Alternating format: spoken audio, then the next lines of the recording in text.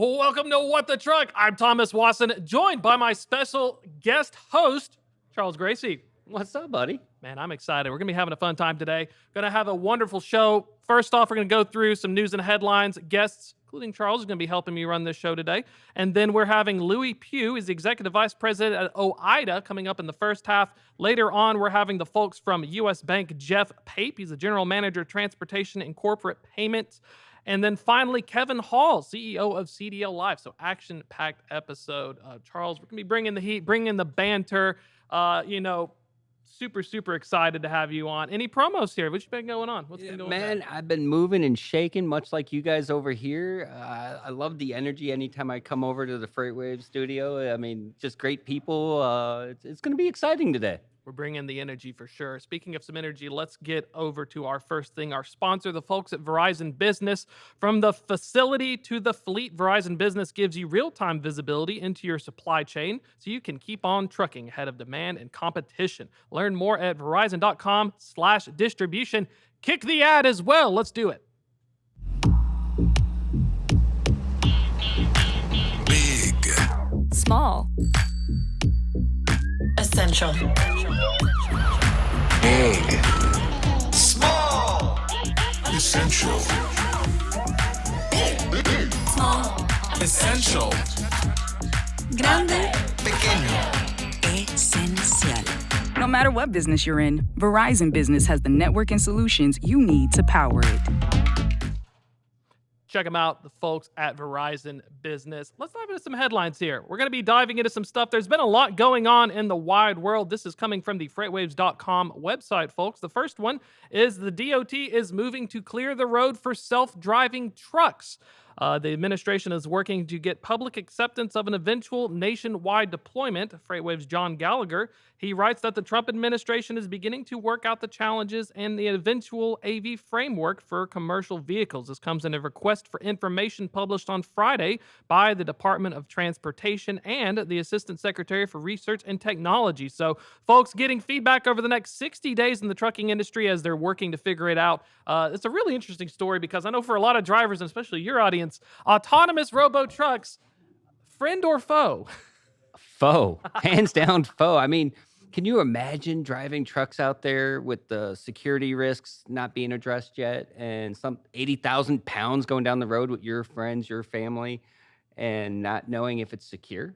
It's so polarizing because I'm on the flip side. Reporting on technology, you get all the Kool-Aid and you're like, oh, this tech is so cool. But for a lot of folks, you see this thing with a big sensor array and you're kind of skeptical because I know with the robo-taxis especially, it's almost like there's like twice as high a bar to clear for these companies.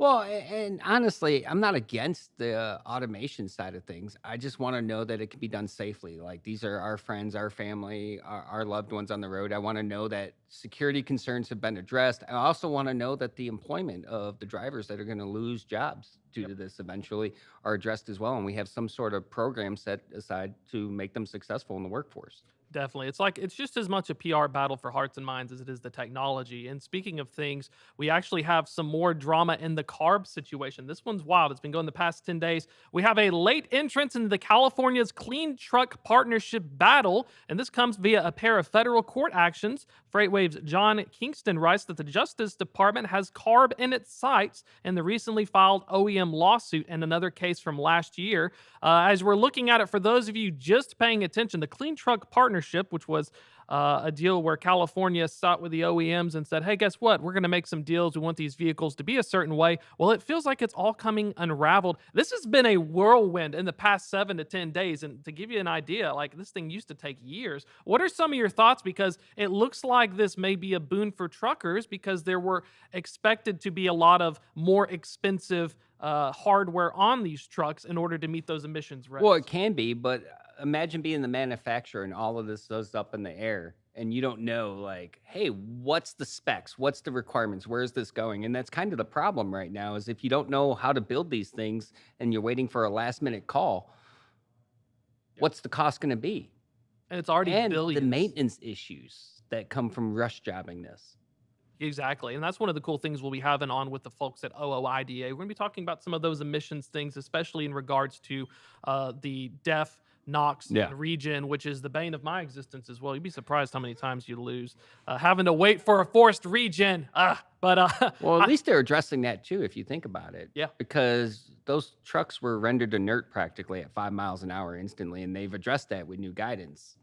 So, I mean, there's a lot happening in this space in a matter of 2 weeks, actually. Oh, yeah, that's the shocking part. And speaking of more stuff happening as well, this one comes from FreightWaves' Norm Mahoney. U.S. tariffs are starting to impact Mexican trucking industry. Exports have dropped over 50%. This is according to trucking industry officials. They're saying that the market uncertainty is decreasing demand for trucks.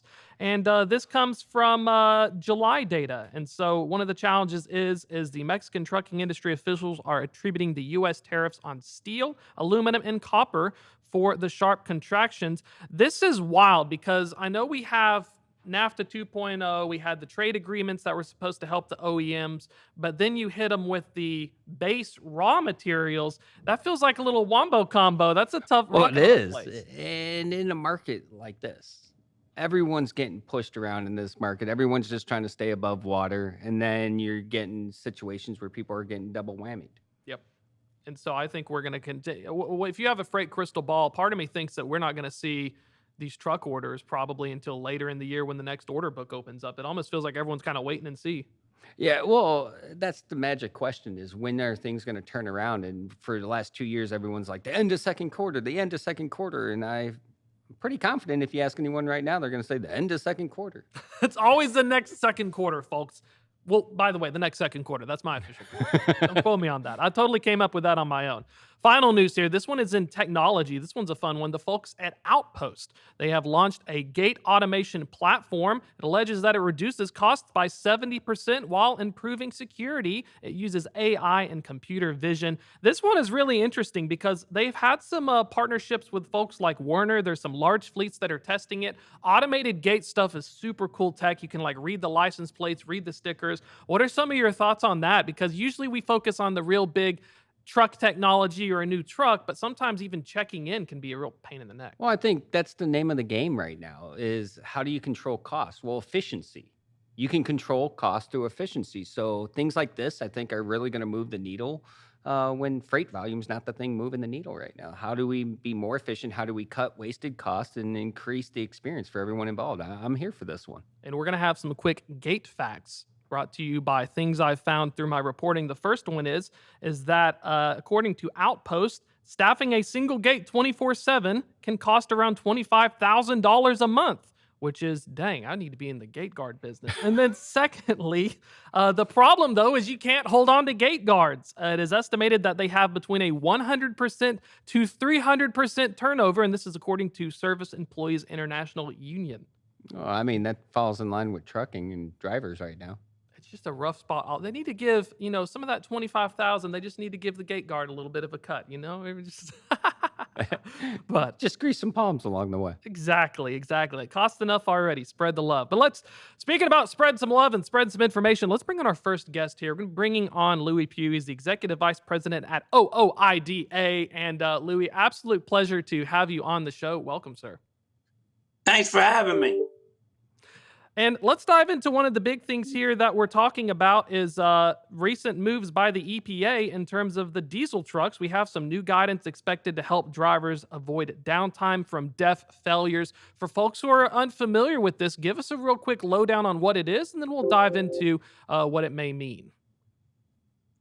Yeah, I mean, as we all know that when trucks get low on DEF or there's a problem with the DEF system, what happens is the trucks derate or are derated. And a lot of times it's immediately, and guys as slow as, I've heard as low as 10 mile per hour. So what this is going to do is change it to where, you get like a warning light after so long, and then it gives you a lot longer to get to where the truck shuts down. It's like after 4,200 miles or 80 hours, you get a 30% torque reduction. Prior to that, at 650 miles, which would be like a full day and a half, or 100 hours, you get a 15% torque reduction. And then the final would be after 8,400 miles, if you don't do anything, then the truck would be put down to 25 mile per hour. But the thing is, this has got a more real world outlook, because if this happens, you can, it gives you a day or two to get somewhere safely, to get the truck fixed. Hopefully you can get it back to your own shop or the shop of your choosing. You just don't end up stuck out there somewhere, or impeding traffic, or having to call a wrecker, or any other tragic thing that could happen in something like this. Well, you and I have talked about this in the past too. The whole 5 miles an hour thing was already outdated. It was unrealistic for the job that the men and women out there doing it every day have to perform, especially when you're fully loaded. If you're in the mountain grades at all, that 5 mile an hour limp mode was a huge hindrance and safety concern. Yeah, total safety concern first and foremost. But you're right, it's a huge hindrance too.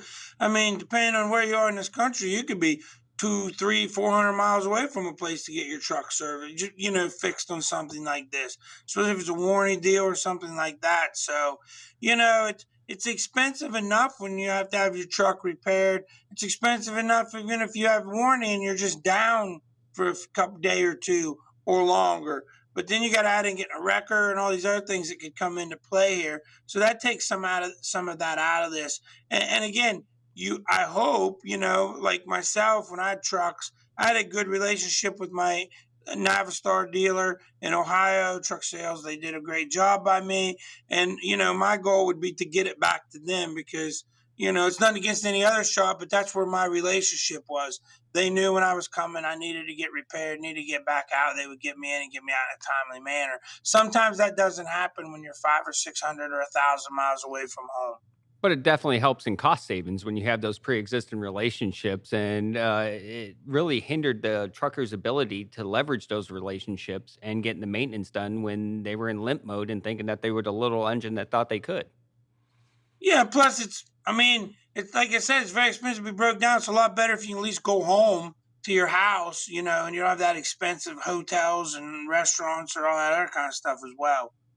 Absolutely. So, again, this is one more example of how the new administration, the new EPA, in this point, FMCSA in the past, couple things, but they're listening. They're listening to the men and women who drive the trucks. They're listening to what people are asking for and wanting. Of course, we hope this is a first step. We'd like to see some more on this front. I know truckers would. I know construction, ag, everybody would. But, nothing is a big bite in Washington, D.C. It's small steps, small bites. So this is a good first step. And hopefully we can capitalize this and move on to capitalize to get some more of this EPA stuff released, because from what we're finding out here, a lot of this stuff came out, and a lot of the research and studies that they said that we needed for lower than the NOx really maybe weren't needed so bad. And, the thing I've always said is they always leave out the unintended consequences, because, again, maybe the trucks are cleaner. There's no doubt about it. The exhaust pipes are cleaner. But what did it take for us to get there? The DEF, the refined, whatever they got to do to make DEF, all the plastic jugs in the world that's out there now, thanks to DEF. Not to mention that we know, at least in the beginning, trucks lost fuel mileage. They weren't dependable. So we're having to drill more oil, refine more oil, haul more oil for the same amount of trucks. With trucks not being as dependable, we needed more trucks to do the same amount of job that the old trucks were doing. So there's that pollution part. And then all the mountains and mountains of parts and exhaust systems and all this stuff that had to be changed out year after year after year until the OEMs kind of figured out what they needed to do to make these things. Well, and it's just also one of the most common maintenance issues for a truck nowadays is the DEF system. Oh yeah, 100%. That's what we hear guys complain about. And it's not the others. You take all that stuff off, the problems go away. It seems like I'm not advocating for that, but that is a real thing. And I wanted to get your thoughts as well. You had a great point where you said these are incremental changes. The Trump 2 administration, the second one, is a lot more receptive. I wanted to get your thoughts on this. So the SCR stuff, the selective catalytic reduction, that tech, that's been around since 2010, where they mandated it for the NOx standards. That's wild to think that, it took a real lot of effort, and thanks to you as well for advocating for truckers, it really does feel like you're having to go back 15 years worth of crazy regulatory data and slowly try to axe them one piece at a time so folks can try to save money and do it. I can't believe that was around since like 2010 though, because I'd assumed that the backstory is just absolutely wild. Well, it's very frustrating. I mean, us as an association and me as a trucker for many years, I owned one of these trucks in 2012. And I still remember EPA coming to a board meeting. I was still actively driving. I was just hired for a board meeting. And I brought the list of repairs that had been done to my 2012. At the time, it was about 2 years old. And it was, the old computer paper with the little holes, and you print, and you got to tear it all apart. I had that all stuck together, and I could hold it out. I'm 6 feet tall, and it draped the ground and rolled over. And that was all repairs on the pollution system of that truck that I'd had. And I mean, fortunately for me, I had a good relationship with the dealer. I can't stress enough, if you're a small business trucker, how important it is to have those relationships to be successful. But I had a good relationship with my dealership. They took good care of me. They got my equipment in, they got my equipment out. They covered a lot of costs that they probably didn't have to. And so did the OEM, because they took it up the chain. So I was fortunate there. And again, I understand all the OEMs sort of got this shoved on them.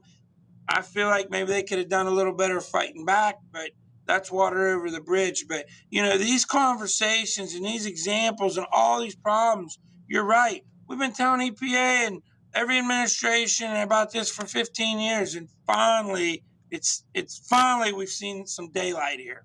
So one of the interesting parts about this is he talks about the communication, and Lewie and I have had this conversation before.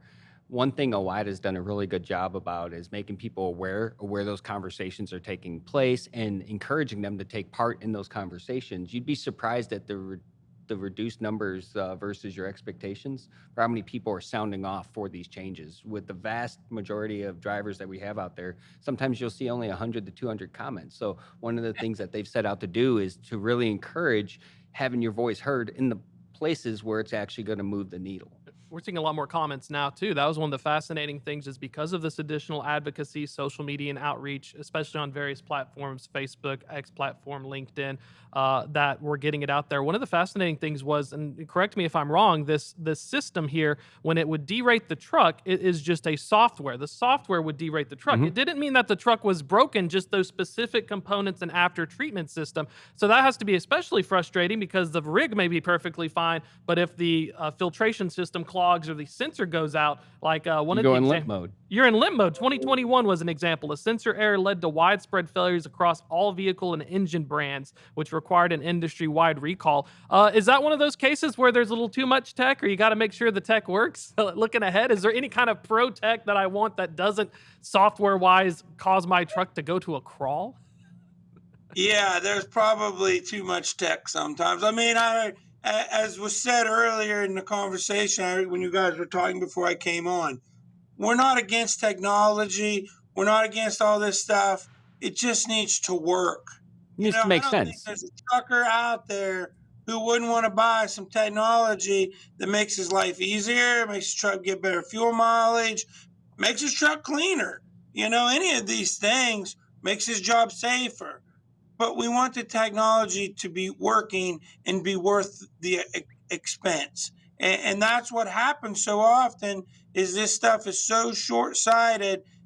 Before they make mandates, just short-sighted thoughts, because unfortunately sometimes they don't hear from truckers enough, or they don't get enough.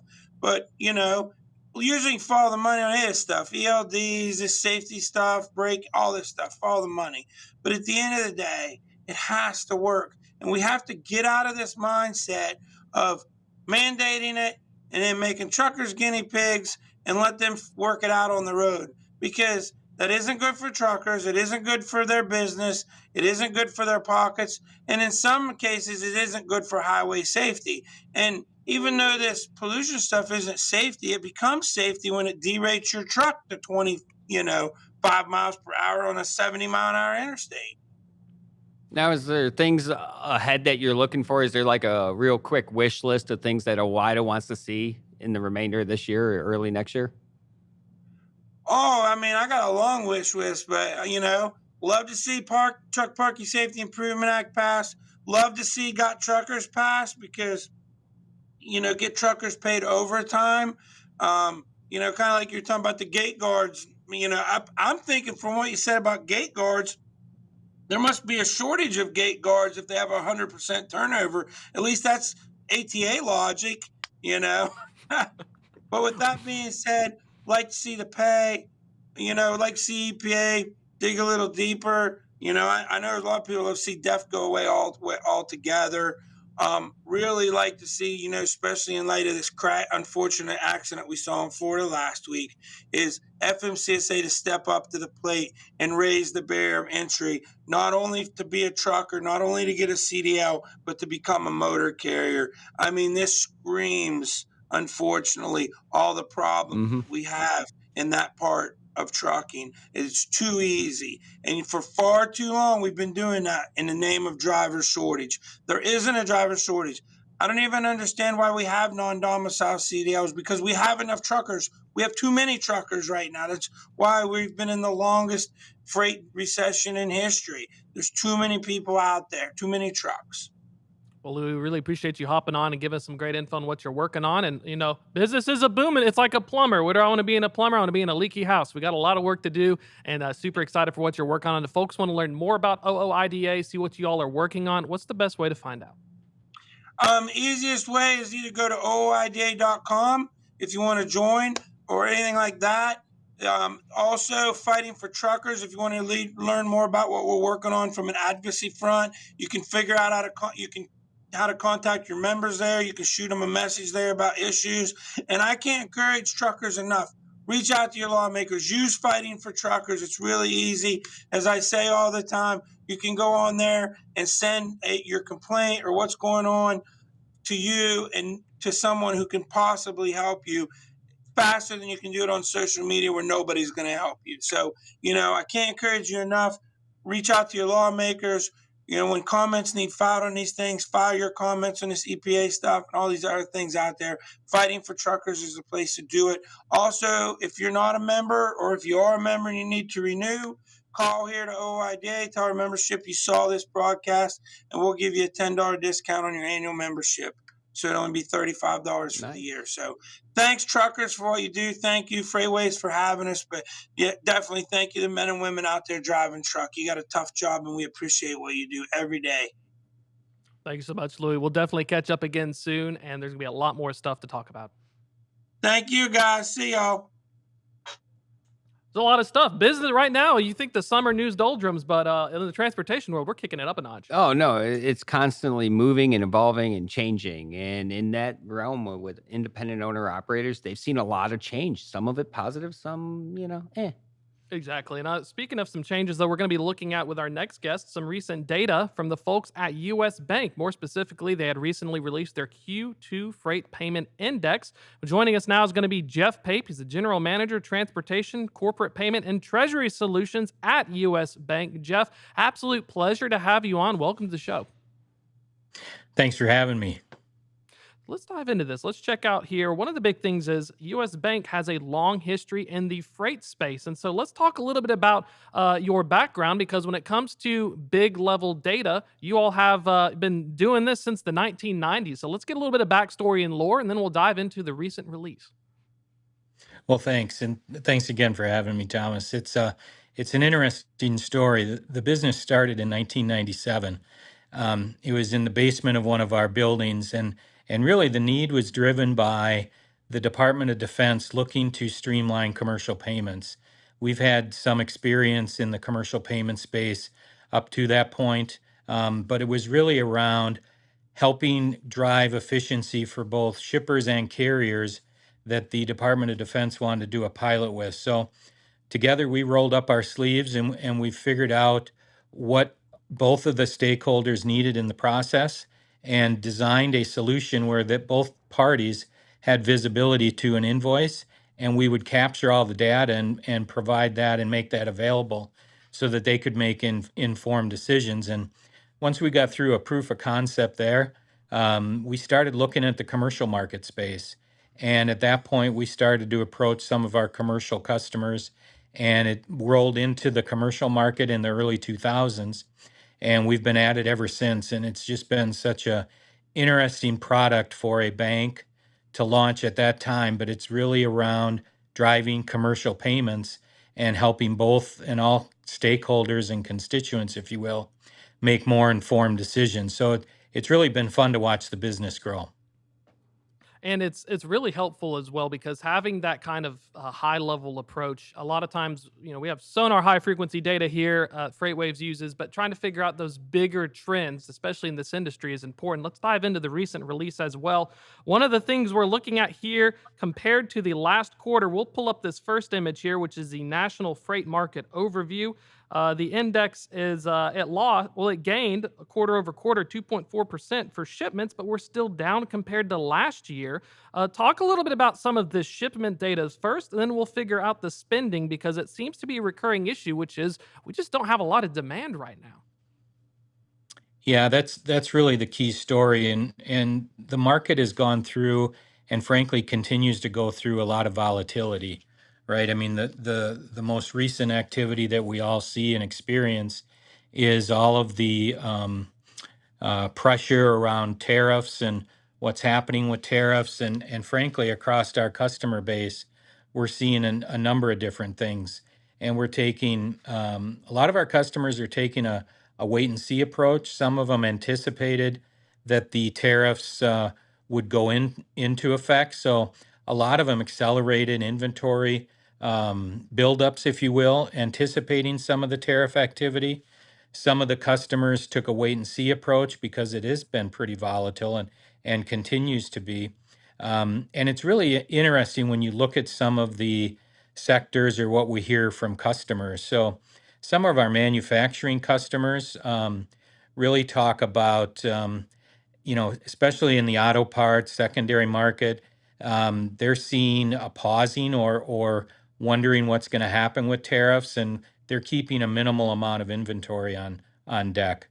But then you think about, we're hearing from some consumer goods and some consumer goods shippers, they're seeing decreased customer demand.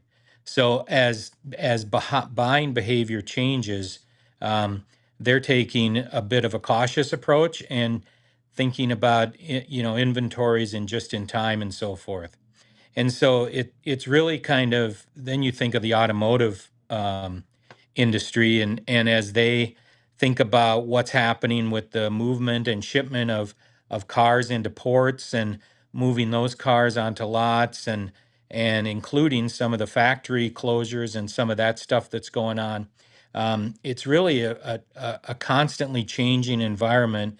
And so the need for visibility and data to help both shippers and carriers make informed decisions is really crux and core to what we want to do. Now, you guys have seen some spend increases, and you guys have seen some increases across it looks like the freight payment, national shipment, and spend indexes, and that's the first time since second quarter 2022. Yeah, talk a little bit about that. It's been interesting to see. Part of that is there's less capacity in the market, right? So carriers have been under a lot of pressure. When you think about the importance of supply chain within companies today, and it wasn't that long ago that a lot of companies were rethinking their entire supply chain as a result of COVID. Now you see the rethinking of this as it relates to tariffs, and whether that's rerouting supply chains, whether that's changing production sites, whether that's domestically or internationally. There's a lot of moving parts that's happening here, but you are seeing with less capacity in the market, you are seeing some actual shipments up as the mix of companies move goods along and start to build some of that inventory. So there are some customers that are building inventory. but it's very disparate across the board. So with all that you guys see, is there some key takeaways that you have for carriers that you'd want them to know about in order to operate proficiently in a market like this? Yeah, I think that's really important and kind of gets to where technology plays today. So, over the course of time, um, this industry is heavily paper based. It's bills of lading, it's invoice driven. But I would say over the last couple of years, there's been a real strong push on technology, and we've seen that with carriers. When you think about some of the telematics and onboard activities and some of the electronic logging that carriers do, but also on the back end piece. So the adoption of APIs to reduce paper, real time connections. And then from our standpoint, being a bank in this space, it's pretty unique where we have a position where we can do real time payments as well. So when you think about the visibility that we have, but also the payment capabilities and helping companies be more efficient with working capital, those are really powerful things. But probably one of the most important things is the data that we have and the data that we share with both shippers and carriers to make really informed decisions. And we're using AI capabilities to drive a lot of that efficiency, both on the shipper side and the carrier side.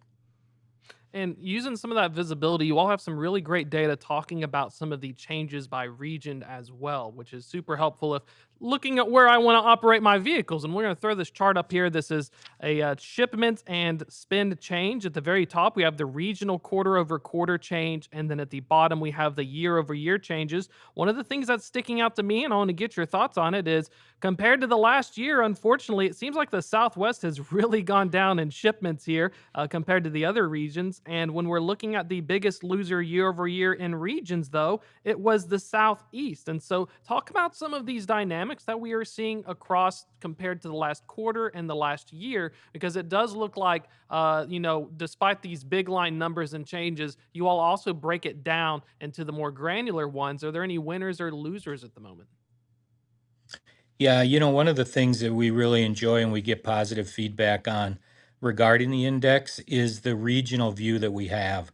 So if you just think about the story that's happening globally and you start to break it down by region, the West Coast and some of the seaports and the imports and tariffs and all of that are having a big impact there. But then you go to the Southwest and the cross-border trade volumes down, just the trucks that are moving across the border. And with all of the border activities that are taking place over the last couple of years, that has a significant impact. The Midwest, if you will, is really around, moving those goods and at the center of what's happening in the country. For the first time, there's gains in some of those shipments. And then when you get to that Southeast, it's again a tale of some of the imports that are affecting some of those ports there. When you think about the port in Savannah, there's a lot of global shipments that come in there, and the impact of that and the tariffs can be pretty significant. So one thing that we get feedback from our customers on is they have different operations, they have different needs, they have different stakeholders in all these regions. And it's really helpful to have that regional view because, as you can see here, things are happening at different paces across the country and certainly in these regions. So we find that to be incredibly insightful for our customers. And one of the thoughts I wanted to get as well as we're going through it and diving through the information, the freight rates. And this was a very fascinating one. We'll throw up our freight rates per mile chart that was using data. And one of the things that was notable was the spot, contract, and fuel prices all showed declines in Q2, the second quarter, compared to Q1. So we saw some gains. We actually saw from Q4 to Q1, hey, look, we're going up a little bit. But now it's a pump fake. And in Q2, we have in fact gone back down. What are, you've mentioned a lot of great points. We have uncertainty, some customers talking about it's really challenging. How is that kind of translating into the rates that you can get? Because that's the really big challenging thing is we were expecting and I was hoping that we would have a white hot freight summer and instead it is cooling off. It's like Meh. yeah, It's like a meh. Yeah, it is. It is a one of the interesting things about this business is it changes constantly. And I would tell you where we sit today. Um, we had anticipated. I think all of us had anticipated a different year unfolding. But I think what you see in the fourth quarter building into the first quarter is you see some of those companies that were early on replenishing inventory and bringing merchandise or inventory into their warehousing in advance of any tariff activity. Because if you rewind the tape, there was talk of tariffs and there was some thought that might continue or start more in effect in the early part of the year. So some companies got really aggressive to bring that in.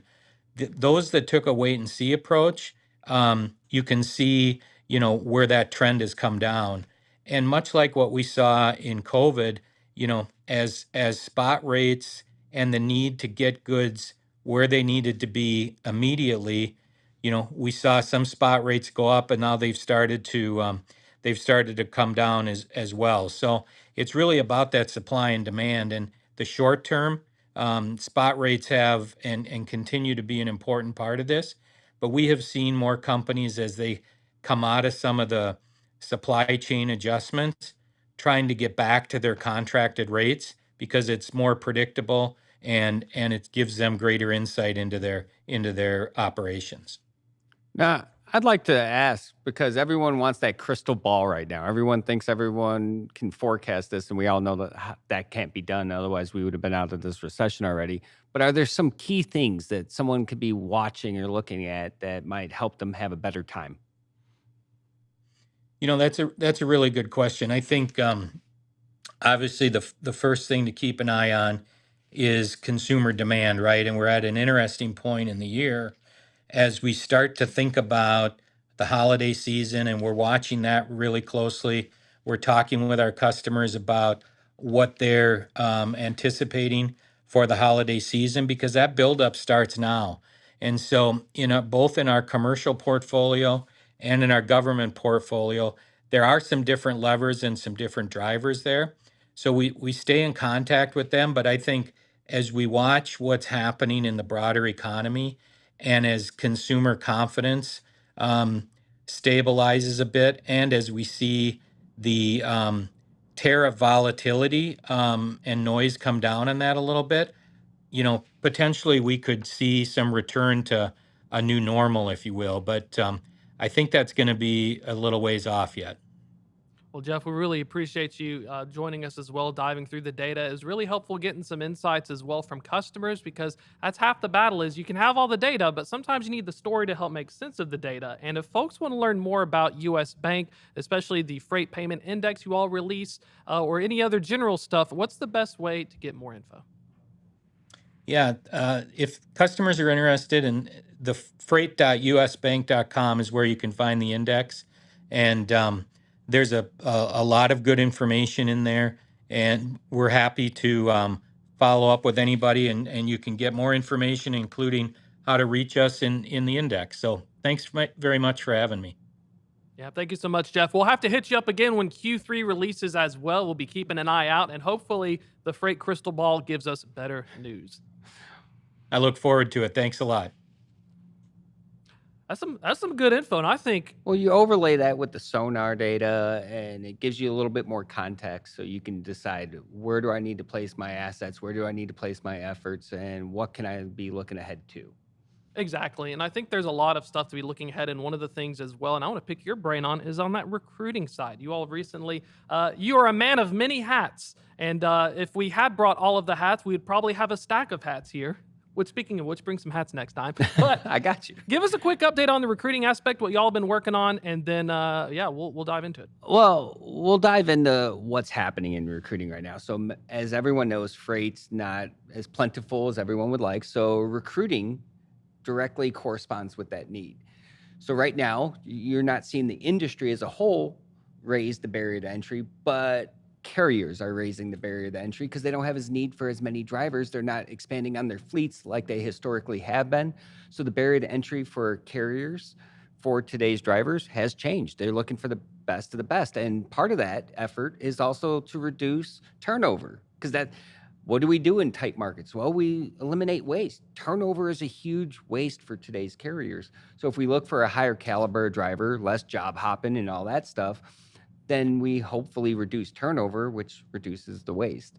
Unfortunately, that doesn't necessarily correlate over to the driver's mentality, because there's always a delay in there, kind of like the power index between shippers and carriers.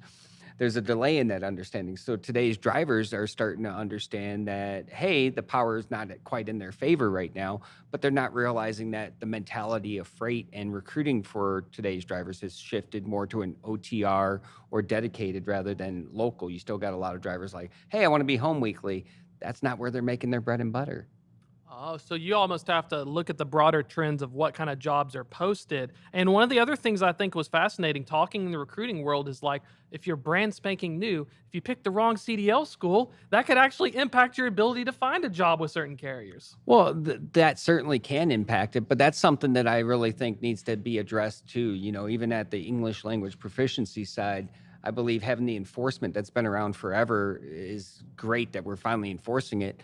But what about penalizing the schools that took those individuals' money, knowing that they're perfectly capable of finding different employment elsewhere, but instead spent their money there, and now they can't be employed because of this enforcement? What about the licensing facilities that allowed them to, get through that barrier to entry, and they can't proficiently speak English? So I think a lot of the work needs to be done on the front half of that funnel in order to have a more successful experience, not only for the drivers, but for the carriers in cost control. And final thoughts as well before we do a little bit of housekeeping. What are you expecting? We had the crystal ball for U.S. Bank. We asked Lewie, what is on your crystal ball, especially in the recruiting space? What do you think we're going to see in this second half of the year, especially for drivers who are thinking, well, maybe I'm going to test the water, dip my toe in, and see how the temperature is? I think if I was a driver and I'm looking for where I can successfully deploy my skill set and make money, I'd be looking in the dedicated store delivery area. OTR is kind of suffering. Carriers have to chase rates. You're chasing miles. If those interests don't align, you're probably not going to have a good time. So it's finding carriers where your interests align with their motivation and their goals, and then that way you can make your money. I think also outside of that, carriers are really focused on tech right now. So it used to be put meat in the seat. You got a pulse, you got a name, we got a job. That is not it right now. We built out this thing called driver journeys. We've shown the journey of each driver, and it's unique to not only each driver, but each carrier in their hiring process. And you start to see how they go through the ebbs and flows of the process and trying to find ways to be more cost efficient at that level, because historically carriers have dumped a lot of money into the recruiting process. They're trying not to dump as much money because there's not that much money out there right now. Definitely. And Charles, really appreciate you giving me some insights as well. Folks want to learn more about your recruiting game, all your information, pick a few things, give us. Yeah, you can find me on every social media platform, Charles Gracey or the Dr. Phil of Trucking. But you can also find me at CDL Life or 5 days a week, 3 hours a day on SiriusXM, Road Dog Trucking Radio.